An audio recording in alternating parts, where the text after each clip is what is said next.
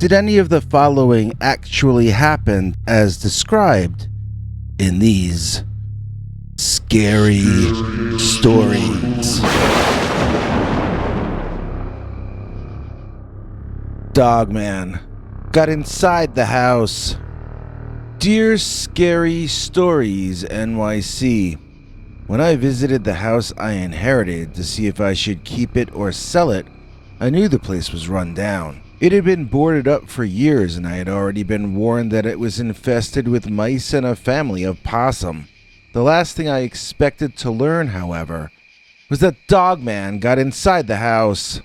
When I get to the point in the story where Dogman appears, it happens so fast that I'm not going to have time to describe what I mean by the word Dogman.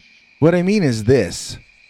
There was a bodybuilder of a man, as tall as he was muscular, and with the hairiest body I'd ever seen on a guy.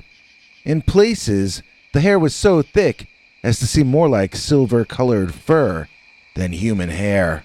The legs were even furrier and bore little resemblance to human legs at all. I remember thinking, he has the legs of a lion at the time, but I suppose one could say they resembled the hind limbs of a dog even more. And its head was, of course, neither feline nor human. You know just from the title of this story that I was looking at a dog-headed humanoid. This particular canine head had tall, pointed, and nervously twitchy ears. The fur was grayish and silvery with different shades intertwined. Wherever there was fur, it was that same combination of colors all intertwined. I can fully understand why some mainstream zoologists think that these creatures are bears with mange, as this Dogman was not evenly covered in fur like a dog. Instead, it had denser hair in the places a human male would have denser hair, and thinner in the areas where a man's body hair is lighter. The skin where it shows through does resemble that of a hairless bear, at least from a distance. The face was one area that was entirely covered in the silvery gray fur, and so completely resembled a dog, with the facial fur extending down the back of the neck and covering the shoulders. It gave the regal appearance of having a mane of silver fur, although this was in no way a feline creature. I don't think that humans and canines can be interbred, even in a laboratory. Obviously, I could be wrong, but I really don't think they can. Yet how can the fact that the fur was lighter and thinner in the way that a human's is be explained? Is this parallel evolution of some sort? If so, is this a canine evolving into something that mimics humanity? Or is this some third species, neither canine nor human, which has developed to mimic the characteristics of both? Whatever it was, or whatever its origin, the creature seemed to be 7 feet tall, even when hunched over, so it might not be exaggeration to guess that it would be 8 feet tall if standing fully upright. I never saw it do that, though, so I really just don't know. Now let me explain what happened that caused me to meet the Dogman. My Aunt Mildred, not her real name, is from the side of the family that looks down on, well, everybody actually. So when she passed on, I was quite surprised to be invited to the reading of her will. It turned out that she had left her old house to me, a small mansion that she had once shared with my favorite uncle back when I was a young boy. I'll call him Uncle Goodman because he was a good man. He had no prejudice against my side of the family, and he had me and my parents over at least 6 times a year for Sunday dinner. After he left this world and Aunt Mildred moved in with the rest of the mean people on that richer side of the family, nobody ever invited me or my parents anywhere ever again. We eventually moved entirely out of Pennsylvania, not really having any reason to stay there any longer.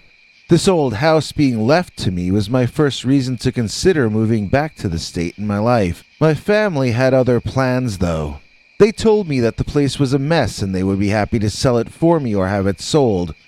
I agreed that might end up being the best solution, but I told them I wanted to visit the house myself and see if it might be a fixer-upper for me and my newlywed wife. If we had a chance to live like Quentin Collins and Kate Jackson in our own little Collinwood, it was something I would have to look into. On my side of the family, one doesn't get handed a house every day, so I needed to do my due diligence about the place. Everyone rolled their eyes and grumbled at my response, but they agreed to put me up for the night and get someone from the real estate firm to find the keys to the place, if indeed the keys still existed. By the time someone drove me out to the house the next afternoon, someone had been there already and opened the place up to air it out a bit. I remembered it looking super friendly when I was a kid, but I have to admit, it had morphed into the home of the Munsters somehow in all those years of being sealed up. A chill went through me as I felt I should probably rent the place out as a Halloween haunted house.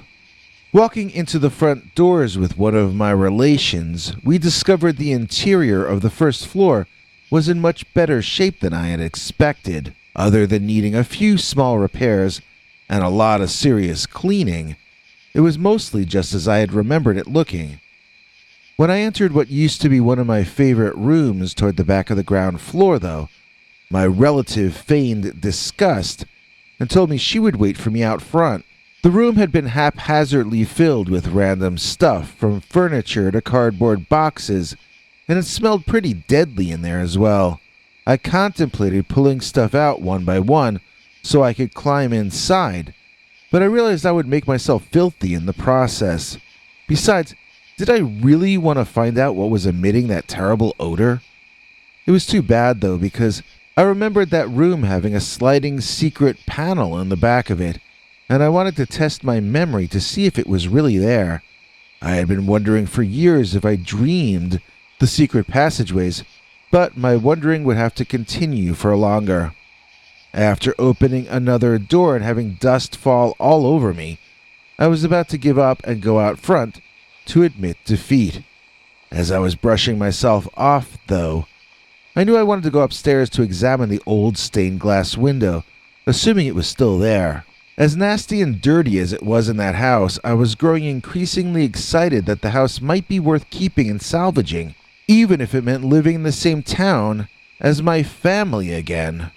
So, up the main staircase I gingerly went, testing each step to see if it was still legit after so many decades out of use.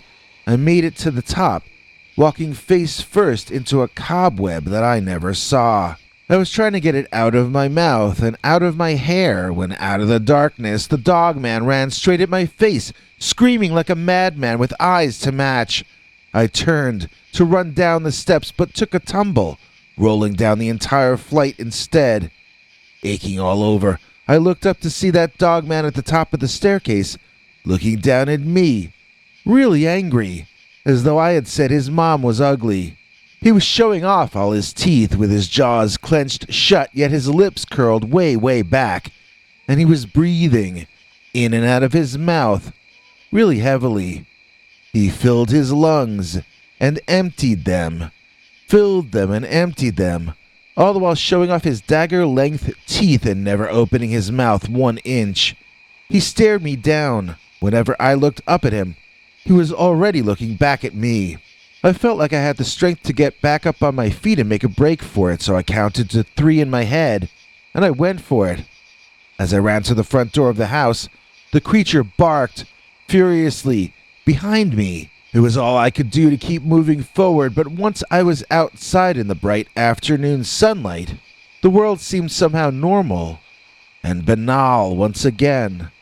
My relative began yammering on about something that seemed important to her, and I was led out of there and back into the car. She talked and talked, but I couldn't listen. I had just been chased out of my family home by a freaking werewolf. The bruises from the staircase would heal in a few days, but the shock of what I had encountered would bend my mind in pretzel twists for the rest of my life. So my wife and I really couldn't afford to fix up a place that large at that time, and we had to sell it off. If we had inherited it in the last few years, it would have been a different story, but back then our options were limited. I don't know if anyone else encountered what I got chased by in that house ever again. If so, the story never filtered back to me. I hope for the sake of the Dogman that he found another mansion to inhabit before the new owners took over. As far as I know, I'm the only one who ever noticed that Dogman got inside the house.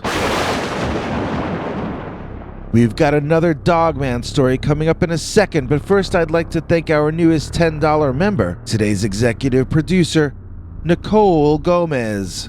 No better EP than Nicole, no finer queen of the bankroll, no matter where on earth we roam is, executive producer, Nicole Gomez.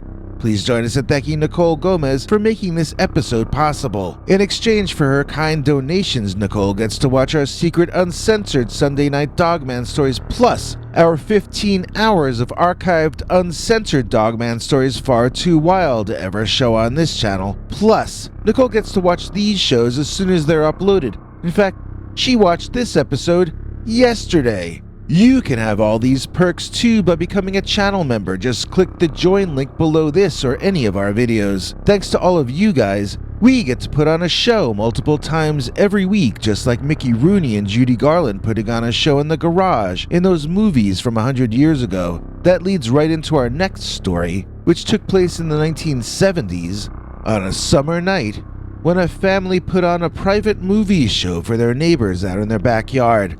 And obviously, the story wouldn't have made it onto this show unless Dogman interrupted our backyard movie show. Dear Scary Stories NYC, have you ever had a backyard movie show? I was reading that in the past year because of the virus thing, people were watching movies in their backyards again. Nowadays, they use digital projectors, and they show discs they probably bought online. All of this reminds me of my childhood, though, when my dad would invite the entire neighborhood over to our backyard to watch films, actual films on reels, of cartoons and monster movies. Those were some of the most fun nights of my childhood, but they all ended suddenly after Dogman interrupted our backyard movie show. When I was a kid in the 1970s, my father was more open with me than my friends' fathers were with them. There were exceptions, though. I wasn't allowed to ask where he got his fireworks from on July 4th, and I wasn't allowed to find out where he got the 16mm films he would sometimes get in order to put on backyard movie shows. All I know is he would bring home feature films, shorts, and cartoons, none of which I or any of our neighbors had ever heard of before. I remember learning the name Peter Graves from the credits of one old black and white movie about giant lizards and men with tennis balls for eyes. He would get British horror movies too, and I don't remember any of the shows not going over well. We'd make huge amounts of popcorn, and usually my mother would keep making more during the show, since she didn't care about cartoons or monster movies. And it was always monster movies. Monsters were the one thing that everyone in our neighborhood could agree on in those days. Black and white or color, old or recent, we all liked monster movies. Except for Mom, of course, but Mom didn't like anything.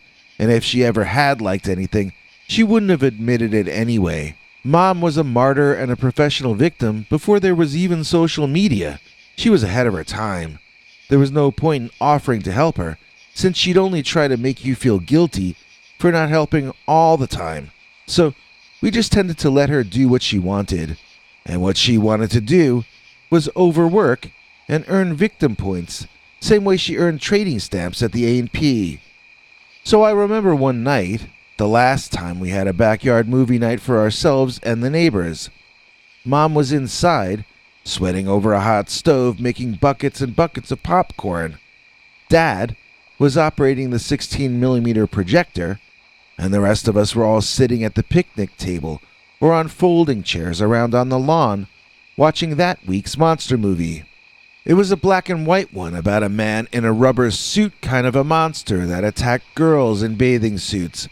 Not the Creature of the Black Lagoon, but one of the many cheaper copies of it that sprang up over the decade or two afterward.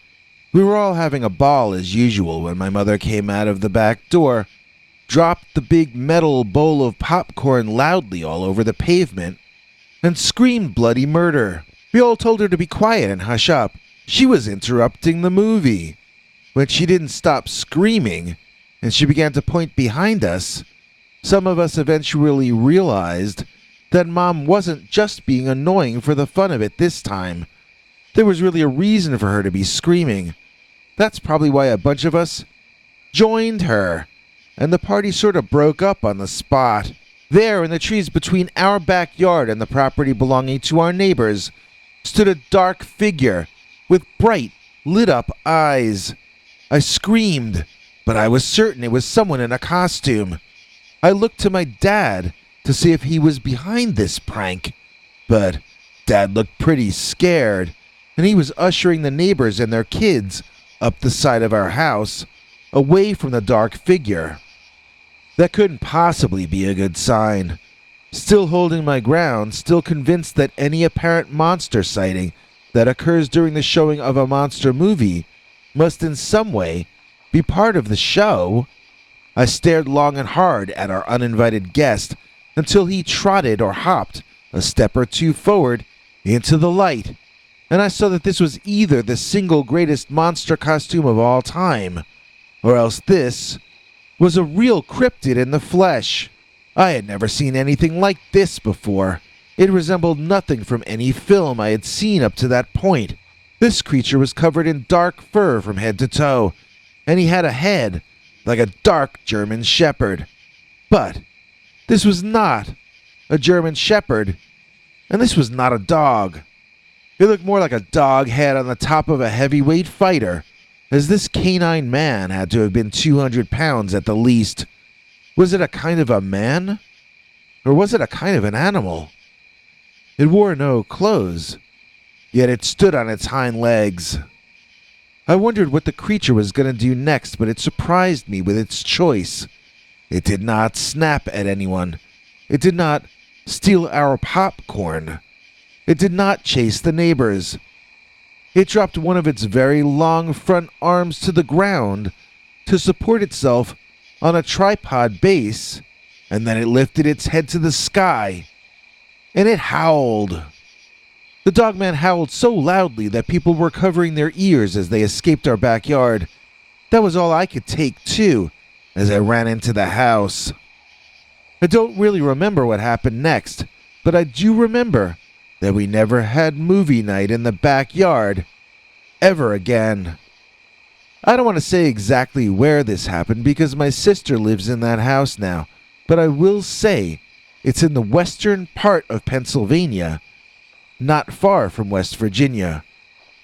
We had never heard of the Dogman, but I am aware that in more recent years, PA has become known for Dogman sightings. None of our neighbors back then had heard of the creature either. We didn't associate it with a werewolf because it didn't wear clothing, and it didn't look like the werewolves we had seen in movies. It changed our behavior and made us frightened to be in our own backyards at night, but we never applied a name to it. We just talked about that weird monster man that we saw that one night. Maybe he was just offended by the smell of popcorn and melted butter, I don't know. I spoke to my sister before I wrote this, and she says that nobody she knows out there has ever seen the Dogman again, or anything like it. She also is aware of the stories about Dogman and UFOs and Bigfoot and all of the other things that are supposed to haunt the woods of PA and West Virginia, and Ohio too. But she swears to me that the incident has never repeated itself, and that the Dogman has never come back looking for any more attention. It seems that the one and the only time that a cryptid visited our hood was the time back in the 70s that Dogman interrupted our backyard movie show. Thanks for watching till the end. If you liked what you saw, please consider clicking like on the video or sharing it. You can become a channel member by clicking the join link below. Then you can check our community page to find the links to 10 hours or more of secret, uncensored Dogman stories too wild to be told on this channel. Your other option is to join our paid subscribers club at peterbernard.com. That's Peter's homemade club, where he will personally email you the links as well as occasional secret club messages. You may also be included as an executive producer in a future episode. You have a scary experience you want to tell us about? You can email us at scarystoriesnyc@gmail.com, or else call our Scary Stories voicemail hotline at 804-LESS-SCARY. The machine cuts off every few minutes, so if you have a long story, please keep calling back and we'll piece it together later on. Good night, and have a scary tomorrow.